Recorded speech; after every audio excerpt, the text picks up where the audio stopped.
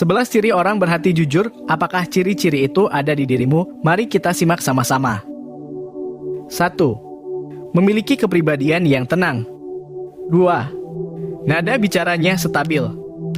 3. Tidak merasa harus menyenangkan orang lain. 4. Tidak takut dikucilkan. 5. Memiliki keyakinan yang kuat. 6. Tidak suka bergosip di belakang orang lain. 7. Tidak melebih-lebihkan perkataan yang diucapkan.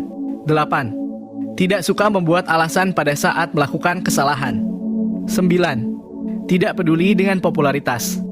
10. Berpikiran terbuka. 11. Tidak suka basa-basi.